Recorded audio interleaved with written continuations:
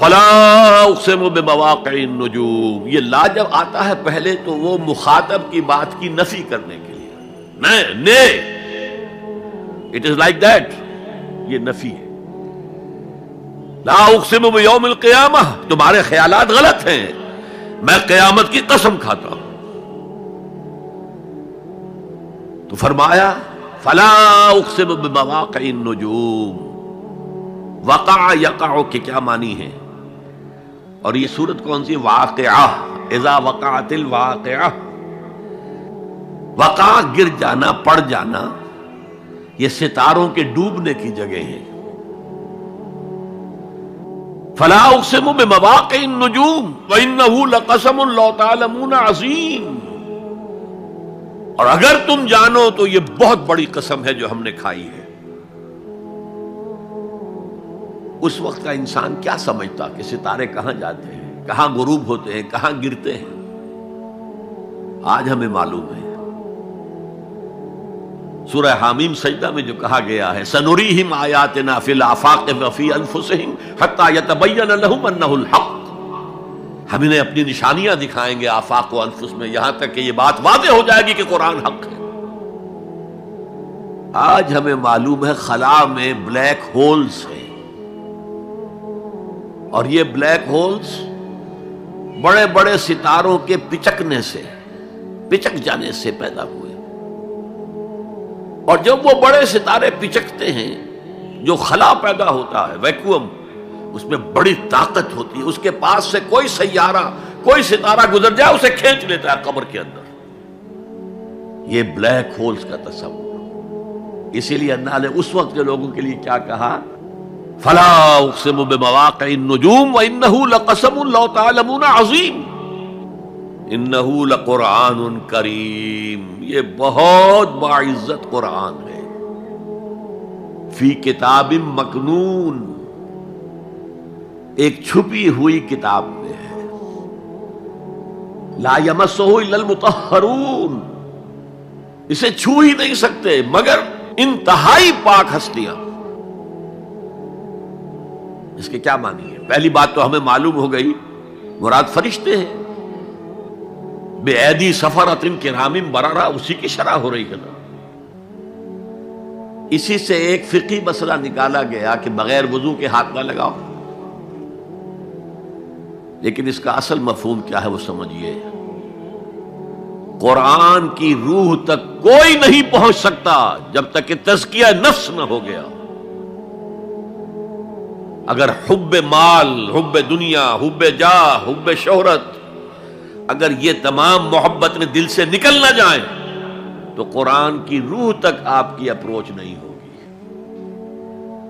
مولانا روم نے کہا ہے، اگرچہ ذرا میں سمجھتا ہوں کہ انہوں نے بہت سخت الفاظ استعمال کیے ہیں، ماز قرآن مغزہا برداشتے استخاں پیش سگا انداختے، ہم نے قرآن سے اس کا مغز لے لیا ہے، جو ایسنس ہے وہ کھینچ لیا ہے، ہڈی کا گودا جو ہے وہ ہم نے نکال لیا ہے، ہڈیاں ہم نے پھینک دی ہیں کتوں کے سامنے جو لڑ رہے ہیں۔ علم کلام کا مسئلہ ہے صفات حق حق سے جدا یا عین ذات، قرآن مخلوق ہے یا نہیں ہے، غیر مخلوق، اور بڑے بڑے ہو رہے ہیں اس کے اوپر، یہ کتے لڑ رہے ہیں ان ہڈیوں کے اوپر۔ ہم نے اس میں سے اصل شے نکال لی، وہ کیا ہے؟ اللہ کی محبت، اللہ کی معرفت، یہ ہے اصل شے۔ ماذ قرآن مغزہ برداشتے استخاں پیش سگا انداختے۔ تو جب تک انسان کا باطن پاک نہ ہو جائے وہ قرآن کے چھلکوں سے کھیلتا رہے گا، چاہے وہ کہنے کو مفسر ہو، قرآن کے باطن تک کبھی نہیں پہنچے گا۔ فی کتاب مکنون لا یمسہ الا المطہرون تنزیل من رب العالمین، یہ تھوڑا تھوڑا کر کے اتارا گیا ہے رب العالمین کی طرف سے۔ انزال کے معنی ہے دفعتاً اتار دینا۔ لیلۃ القدر میں آیا انا انزلناہ فی لیلۃ القدر، رمضان کے بارے میں شہر رمضان الذی انزل فیہ القرآن، باب افعال، لیکن حضور پر ایک دم نہیں اترا، تھوڑا تھوڑا تھوڑا تھوڑا 23 برس میں جا کر اس کی تکمیل ہوئی۔ اب دیکھیے جو شکوہ کیا اللہ نے، کیا اس جیسی نعمت سے تم مداہنت کر رہے ہو، بے اعتنائی کر رہے ہو، اسے پڑھتے نہیں ہو، اسے سمجھتے نہیں ہو، اس پر عمل نہیں کرتے، اسے اپنا امام نہیں بناتے؟ تمہارا طرز عمل یہ ہے، بلکہ تم نے اپنا نصیب یہ بنا لیا ہے کہ تم اسے جھٹلا رہے ہو۔ غور کیجئے، جھٹلانا جو ہے دو طرح کا ہے۔ ایک ہے زبان سے کہنا کہ یہ نہیں ہے، کوئی اللہ کا کلام نہیں ہے، یہ قرآن وغیرہ جھوٹ، سب اساطیر الاولین ہے، یہ محمد نے گھڑ لیا ہے وغیرہ وغیرہ، جھٹلانا ہو گیا۔ ایک جھٹلانا ہے عمل سے جھٹلانا، مان تو لیا اللہ کا کلام ہے لیکن اس کی حرام کردہ شے کو اپنے لیے حلال کیا ہوا ہے۔ حدیث نبوی ہے، ما آمن بالقرآن من استحل محارمہ، اس شخص کا قرآن پر کوئی ایمان نہیں ہے جو اس کی حرام کردہ چیز کو اپنے لیے حلال ٹھہرا لے۔ اس اعتبار سے غور کیجئے، اور اس کی مثال بھی دی ہوئی ہے سورہ جمعہ میں، مثل الذین حملوا التوراۃ ثم لم يحملوها كمثل الحمار يحمل اسفارا بئس مثل القوم الذین کذبوا بآیات اللہ واللہ لا يهدی القوم الظالمین۔ مثال ان لوگوں کی جو حامل تورات بنائے گئے تھے اور پھر انہوں نے اس کی ذمہ داری کو ادا نہیں کیا، اسے قائم نہیں کیا، اس کے احکام پر عمل نہیں کیا۔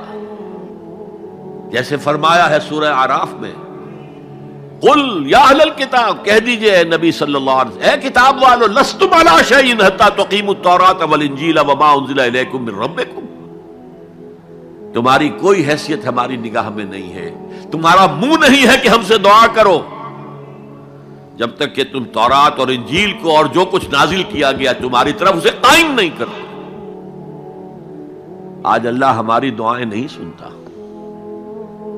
30 لاکھ جا کر حج کرتے ہیں، دنیا کے حالات میں کوئی ذرہ برابر فرق آتا ہے؟ اول تو حرام کی کمائی سے حج ہو رہا ہے، تو حج ہے ہی نہیں سرے سے۔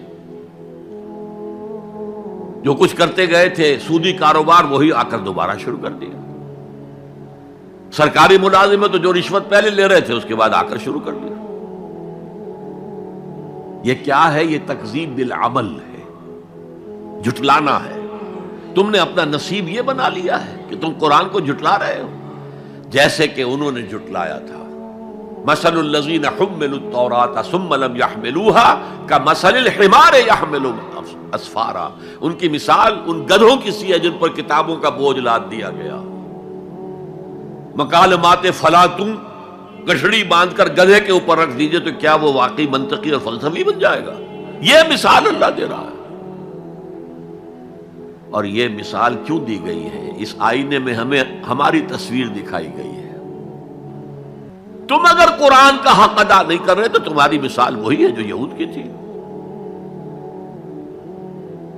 بئس مثل القوم الذین کذبوا بآیات اللہ، بری مثال ہے اس قوم کی جس نے اللہ کی آیات کو جھٹلایا۔ تو زبان سے تو یہودیوں نے کبھی نہیں جھٹلایا تورات کو، عمل سے جھٹلایا ہے۔ یہ وہ 5 مقامات ہیں جن میں اللہ تعالیٰ نے خود اپنے کلام کی ثنا بیان کی ہے، تعریف کی ہے، اس کی عظمت کو بیان کیا۔ اب میں آپ کے سامنے ایک حدیث رکھنا چاہتا ہوں، حضور نے کیا فرمایا۔ ایک حدیث سنا چکا ہوں آپ کو، عن عثمان بن عفان رضی اللہ تعالی عنہ قال قال رسول اللہ صلی اللہ علیہ وسلم خیرکم من تعلم القرآن وعلمہ، تم میں سے بہترین لوگ وہ ہیں جو قرآن سیکھیں اور سکھائیں۔ یہ حدیث بڑی عجیب ہے، یہ ترمذی میں بھی ہے اور دارمی میں ہے، اور اس کے راوی حضرت علی ہیں رضی اللہ تعالی عنہ۔ عن علی رضی اللہ عنہ قال، حضرت علی فرماتے ہیں انی سمعت رسول اللہ صلی اللہ علیہ وسلم یقول، میں نے سنا اللہ کے رسول صلی اللہ علیہ وسلم کو یہ کہتے ہوئے، انہا ستکون فتنۃ، ان قریب ایک بہت بڑا فتنہ رونما ہوگا۔ حضرت علی فرماتے ہیں قلت، میں نے عرض کیا مل مخرج منہا یا رسول اللہ، اے اللہ کے رسول یہ فرمائیے اس فتنے سے بچنے کا، نکلنے کا راستہ کون سا ہوگا؟ جیسے آپ بڑے بڑے حالوں میں دیکھتے ہیں ایگزٹ، عرب ممالک میں لکھا ہوتا ہے مخرج، اگر کہیں آگ لگ جائے، کہیں دھواں بڑھ جائے تو نکلو، لال جو روشنیاں ہیں ان کے اندر جو نیچے دروازے ہیں ان کی طرف جاؤ، یہ مخرج ہے جان بچانے کی۔ یہاں ایک لحظہ توقف کر کے ہمارا اور صحابہ کا جو فرق ہے اس کو نوٹ کر لیجئے۔ اگر ہم ہوتے تو کیا پوچھتے؟ حضور یہ فتنہ کب آئے گا، کدھر سے آئے گا، کیوں آئے گا، کیا ہوگا؟ یہ سارے سوالات کرتے نا، جن کا عمل سے کوئی تعلق نہیں، معلومات ہے۔ حضرت علی نے کچھ نہیں پوچھا، بس آپ نے فرما دیا کہ بہت بڑا فتنہ ہوگا، تو بس ہمیں یہ بتائیے کہ اس سے نکلنے کا راستہ کیا ہے۔ اب سنیے حضور کی زبان سے قرآن مجید کی مدح۔ قال کتاب اللہ، فتنوں سے بچانے والی اللہ کی کتاب ہے۔ فیہ نبأ ما قبلکم، اس میں تم سے پہلے جو تھے ان کی بھی خبریں ہیں، قوم نوح اور قوم عاد اور قوم سمود اور قوم مدین اور آل فرعون اور سدوم اور عمورہ کی بستیوں کے حالات ہیں کہ نہیں؟ وَخَبَرُ مَا بَعْدَكُمْ، اس میں تمہارے بعد جو آنے والے حالات ہیں وہ بھی درج ہیں، ذرا کھدائی کر کے نکالنا پڑتا ہے ورنہ حالات موجود ہیں۔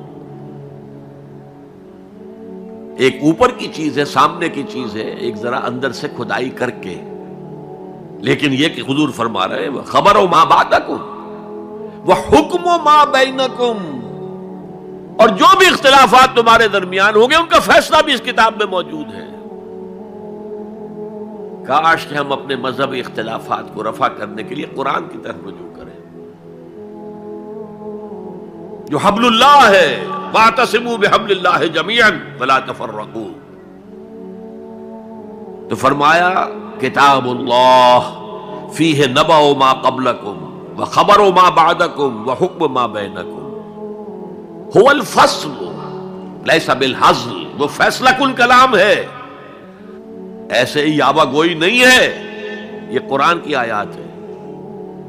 انہ لقول فصل وما هو بالحزل، سورہ تاریخ کے اندر آیا، تاریخ میں هو الفصل لیس بالحزل من ترکہ من جبار قسمہ اللہ،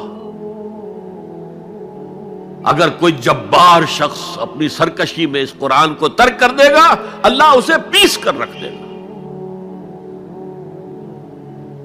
وَمَنِ ابْتَغَى الْهُدَى فِي غَيْرِهِ أَضَلَّهُ اللَّهُ، اور جو کوئی ہدایت حاصل کرنا چاہے گا قرآن کے سوا کسی اور چیز سے، اللہ اسے لازماً گمراہ کرے گا۔ کتاب ہدایت تو یہ ہے۔